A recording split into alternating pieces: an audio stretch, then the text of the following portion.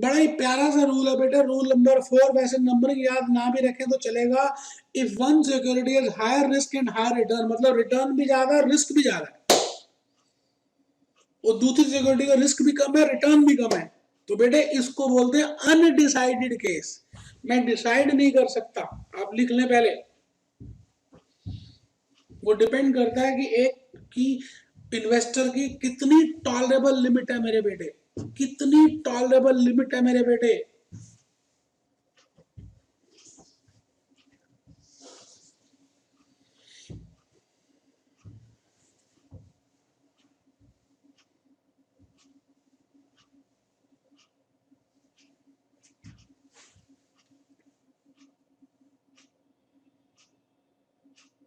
बेटे एग्जाम्पल भी लिख लें, एबीसी एंड XYZ, मैंने ऐसी दो कंपनीज ले ली, रिटर्न लिखा मैंने 15% और रिस्क लिखा मैंने 8%, मतलब रिटर्न भी कम है रिस्क भी कम है। लेकिन XYZ का देखिए रिटर्न भी ज्यादा रिस्क भी ज्यादा है। तो मैं इस तरह के केस को बोलूंगा कि अनडिसाइडेड केस है, और मैं डायरेक्टली नहीं बता पाऊंगा, और चित्र इस तरह से होगा। आराम से देख ले बेटे, आराम से देख ले, आराम से देख ले मेरे बेटे। रिस्क एंड रिटर्न मेरे बच्चे, risk and return, x axis में रिस्क, वाई एक्सिस में रिटर्न, एक्स एक्सिस में रिस्क, वाई एक्सिस में रिटर्न, एक्स एक्सिस में रिस्क, वाई एक्सिस में रिटर्न।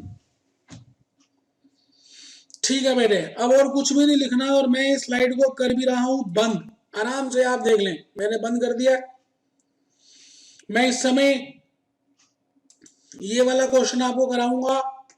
कौन सा? अभी पहले समझाऊंगा और फिर कराऊंगा। ये क्वेश्चन कराना बेटे, 10th, ये वाला बेटे, ये ये ये बेटे, ये देखो, मैं इसको लाल रंग करता हूं। ये लो, ये लो बेटे, कंसेप्ट 10 से 12, ये बेटे CS में आ चुका है, ये क्वेश्चन CA में आ चुका है, स्टडी मटेरियल में भी है। मैं आपसे ये कहना चाह रहा हूं कि आप ध्यान से अगर इस क्वेश्चन को देख लेंगे तो यकीन मानिए आपको रूल ऑफ डोमिनेंस समझ आ जाएगा। ये थोड़ा सा हिल गया है, मैं इसको ठीक कराऊंगा, लेकिन ये क्वेश्चन नंबर 10th है आपकी बुक का, page number 210। Given the following information of securities, given the following information of 6 securities, आपको 6 securities दी हुई हैं, 6 securities दी हुई हैं, A, B, C, D, E and F। बेटे रिटर्न भी दिया हुआ और रिस्क भी दिया हुआ है, और बेटे रिटर्न और रिस्क थोड़ा सा हिल गया, मैं अब कल इसको PDF फॉर्म में कन्वर्ट करा दूंगा, तो अभी के लिए देख लीजिए, वैसे मैं इसको PDF फॉर्म में कन्वर्ट कराऊंगा। Which of the securities will be selected, कौन सी सिक्योरिटीज को हम सिलेक्ट करेंगे? पहली बात, assume perfect correlation whether it is preferable to invest 75% in this and this in this, वो देख लेंगे।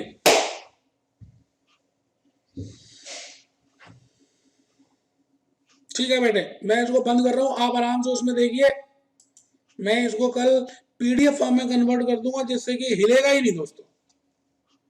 तो मैं एक बात ये कहना चाह रहा हूं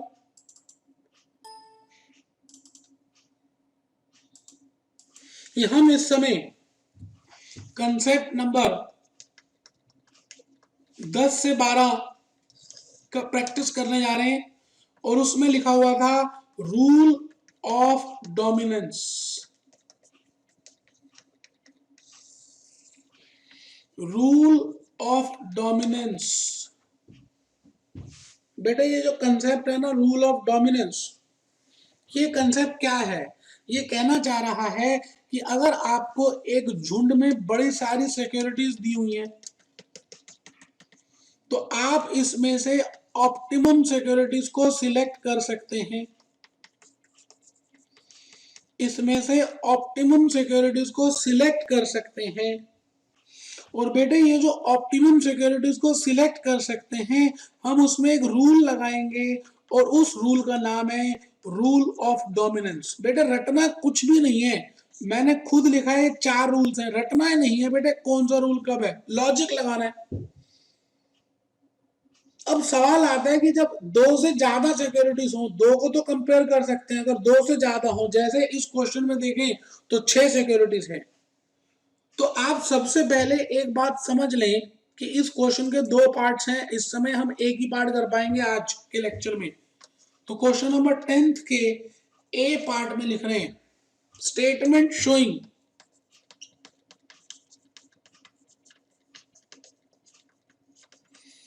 selection of statement showing selection of optimum securities, statement showing selection of optimum securities। मेरे बेटे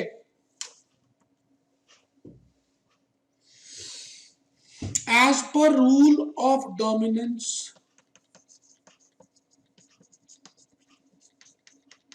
as per rule of dominance,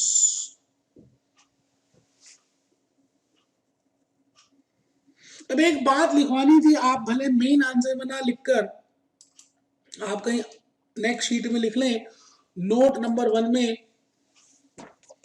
in case there are more than 2 securities, in case there are more than 2 securities, then in order to decide dominating securities, it is better to use pairing technique, that is compare 2 securities, compare 2 securities at one point of time। बेटे अगर 2 से ज्यादा securities हैं तो फिर आप दो securities को एक साथ कंपेयर करेंगे, क्योंकि तभी हम देख सकेंगे कौन सी डोमिनेटिंग है और कौन सी डोमिनेटेड है। ध्यान रखिएगा बेटे, बहुत इंपॉर्टेंट बात बताइए मेरे बेटे। लिख लिया? तो बेटे जैसे यहां पर 6 सिक्योरिटीज हैं, तो मैं यहां पर सबसे पहले पेयर नंबर 1 बना रहा हूं, ए और बी सिक्योरिटी का, और यहां लिखूंगा रिटर्न, और यहां लिखूंगा बेटे रिस्क। ये तो बेटे ऑलरेडी दिया हुआ है, 8%, 8%, 4%, 5%। बेटे मुझे लगता है रिटर्न सेम है लेकिन रिस्क ए का कम है, तो मैं लिख रहा हूं सिक्योरिटी ए is dominating,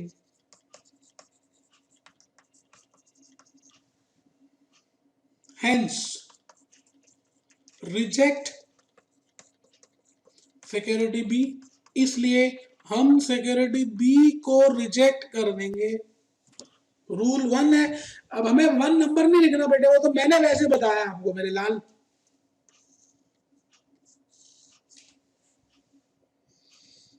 तो बेटे पेयर 1 में मैंने ए और बी को चूज में से ए को चूज किया। अब मैं आ रहा हूं बेटे पेयर नंबर 2।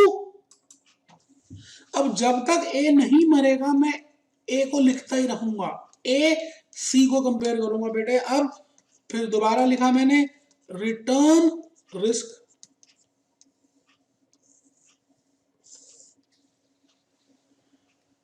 एट 12, 4 12। लो बेटे अगर आप ध्यान से देखें तो रिस्क भी कम है और रिटर्न भी कम है, रिस्क ज्यादा तो रिटर्न भी ज्यादा है। तो मैं लिख रहा हूं A and C does not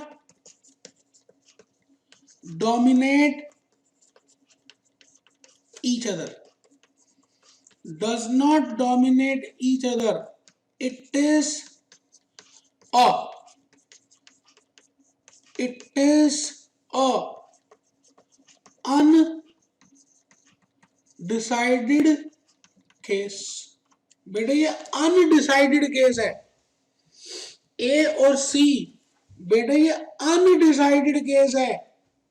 तो मैं ए को भी और सी को भी दोनों को इंक्लूड करूंगा, अभी मैं किसी को एक्सक्लूड नहीं कर सकता।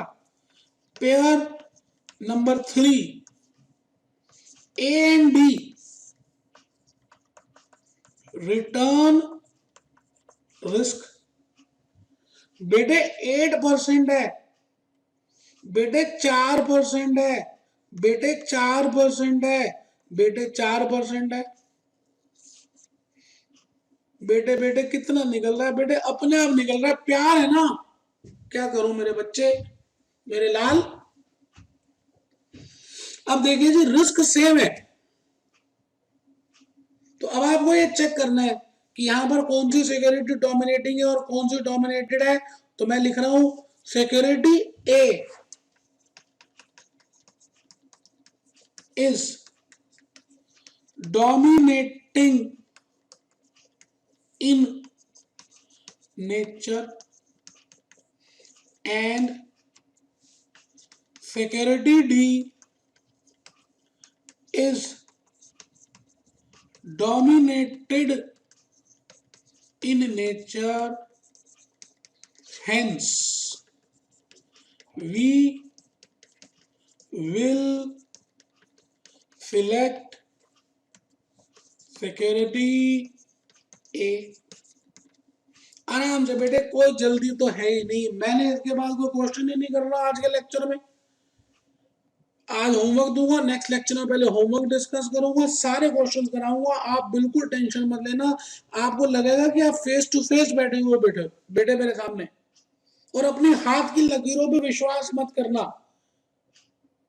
क्योंकि भाग्य उनका भी होता है जिनके हाथ नहीं होते। बेटे मेहनत पे विश्वास करना, मेहनत पे विश्वास करना। चलिए जी, कितने पेयर बना दिए मेरे बच्चे? पेयर 3 तक बन गया बेटे। पेयर 4 ए ई रिटर्न रिस्क, आराम से बेटे 8%, 9%, 4%, 5%। देखो बेटा रिस्क कम है, रिटर्न भी कम है, रिस्क ज्यादा है, रिटर्न भी ज्यादा है। तो लिखिए इट इज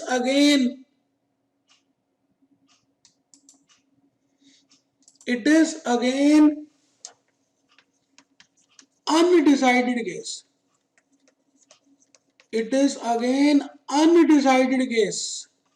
तो बेटे आ जाओ, पेयर नंबर 5 ए एफ, लो बेटे रिटर्न रिस्क, रिटर्न रिस्क 8%, 8%, 4%, 6%।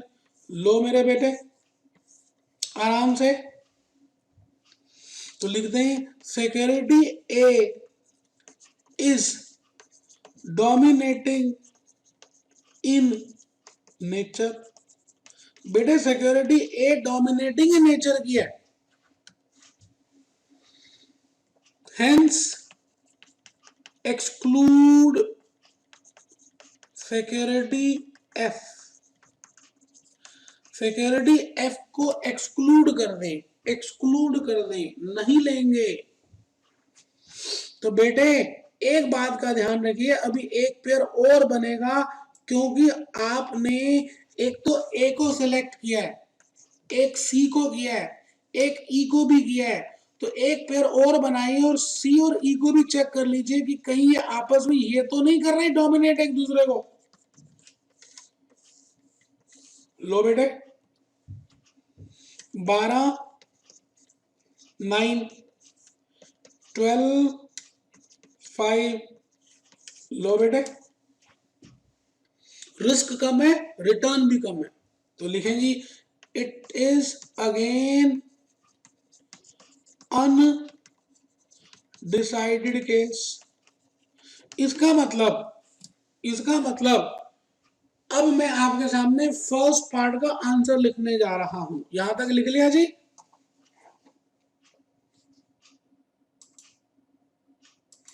मैं लिखने जा रहा हूं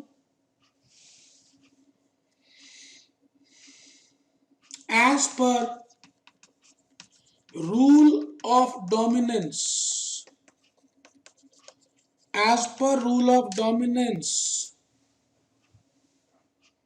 following are optimum securities. Following are optimum securities. Security A, security C and security E. बेटे इसका जो सेकंड पार्ट है अभी मैं नहीं करा रहा, क्योंकि वो परफेक्ट कोरिलेशन अलग से समझानी पड़ेगी, अभी समझ ही नहीं आएगा। तो होमवर्क लिख लें। सेकंड पार्ट के लिए क्या करें, आधे पेज का स्पेस छोड़ दें, हाफ पेज का स्पेस छोड़ दें, क्योंकि नेक्स्ट लेक्चर में मैं कराऊंगा, तो उस समय आप यहीं पे लिखना। पहले कुछ कंसेप्ट समझाऊंगा, फिर कराऊंगा, फिर यहीं पे लिखना। अब आप पहले होमवर्क लिखें बेटे। एक बात समझ लें, अगर आप घर में होमवर्क नहीं कर रहे और अगर आप मेरे साथ साथ कैलकुलेशन नहीं कर रहे, तो बेटे आप अपने आप को धोखा दे रहे हो, मुझे कुछ नहीं दे रहे। इस बात को समझ लीजिएगा। क्वेश्चन 1, 2, अब आप जो क्वेश्चन कर सकते हैं 11 तक कर सकते हैं मेरे बेटे। 1 से 11 तक होमवर्क है। लेक्चर 1 भी यहीं पे कंप्लीट हो रहा है, लेकिन मैं एक छोटा सा वीडियो दिखाऊंगा और आप उस वीडियो को देखेंगे और सोचेंगे, और नेक्स्ट क्लास में हम उसके ऊपर डिस्कस करेंगे। वैसे एक चीज मैं बताऊं, नेक्स्ट क्लास में आप सभी इकोनॉमिक टाइम जरूर लाएंगे, और मैं कुछ आपको पावर पॉइंट के साथ साथ आपको मैं कुछ साइट्स दिखाऊंगा और उन साइट्स को देखेंगे। तो चलिए जी, एक छोटा सा वीडियो आपके सामने ये रहा, आप देखें और मुझे बताएं कि आपको क्या समझ आया उस वीडियो से। मैं आपको एक छोटा सा शाहिद कपूर का वीडियो दिखा रहा हूं, आपने नेक्स्ट क्लास में बताना है कि क्या समझ आया शाहिद कपूर के वीडियो से। Now please call back later. Thank you. ये मूवी सोचिएगा, क्योंकि इस मूवी का डिमांड सप्लाई से लेना देना है। Something big has happened. अगर I've डिमांड never seen किसी की this हम क्रिएट effect. करा दें तो फिर क्या होगा? Could you just hang on to this for me? Yes, I'm. Dress वाला? वो सारे कलर ब्लीड कर रहे हैं। ये एक ही बैग मैंने हल्की सी क्लिपिंग दिखाई, अब मैं आपको दूसरी क्लिपिंग दिखा रहा हूँ। इस मूवी की इस तरह से शाहिद कपूर ने अपनी शॉर्ट्स की डिमांड क्रिएट की और वो बिकने लग गई। तो मैं छोटी छोटी क्लिपिंग सी दिखा रहा हूँ, जिससे कि आप घर जाकर आज जाकर देखें या इस मूवी को समझें और Gentlemen, पोर्टफोलियो these मैनेजमेंट से रिलेट are करें। 7 shirts. Yeah. But what if I was to tell you that क्योंकि डिमांड सप्लाई का अपने में बड़ा रिलेशनशिप है। Supply and छोटा demand. सा वीडियो डिमांड एंड सप्लाई का। First, we'll take a look at supply. Supply is a fundamental economic concept that तो describes the amount of a आपको आज specific good or supply service और that is demand available के to बारे में consumers. सोचना Supply है, can क्योंकि relate to the next quantity class का available at जो a specific लेक्चर price है or the amount वो available उसी across a के range of ऊपर prices. आधारित है कि what This is the relates meaning of closely to the supply, demand for goods and what is services the at a meaning specific of price, demand. all else ये being fees of आपको that videos product. देखने But as हैं। the price of a product increases, मैंने suppliers will increase YouTube the से quantity लिए of बड़ी production मेहनत and की thusly है allow बेटे, them to इनको increase सिलेक्ट revenues. करते समय। So, आप now let's इनको tie एक in बार what we've नजर just मार learned. In ले, other words, a फिर मैं supplier has आपको more अगली incentive to क्लास increase में production इसके when बारे में prices are high बताऊंगा, as opposed to when prices are quantity low, due price to the वगैरह potential के of बारे larger में, revenue. और हम उसको डिस्कस So, करेंगे। now let's tie this into the तो इन्हीं traditional बातों present. के साथ मैं आज आपसे यहीं पर अलविदा ले रहा हूं। मैं आपको शुभकामनाएं देना चाहता हूं कि आप लाइफ में आगे बढ़ें और आप बिल्कुल आलस्य ना करें। कहते हैं जो सोवत है, जो सोवत है सो खोवत है, जो सोवत है सो खोवत है, जो सोता है वो खो देता है। और बेटे जो जागत है, जो जागता है वो पावत है। उसको मिलता है। जो सोवत है सो खोवत है, जो जागत है सो पावत है, जो जागत है सो पावत है। इन्हीं बातों के साथ मैं आपको कहना चाहता हूं, be happy, be happy, B jolly and B cheerful, B cheerful. मिलते हैं दोस्तों नेक्स्ट लेक्चर में, मिलेंगे। शब्बा खैर।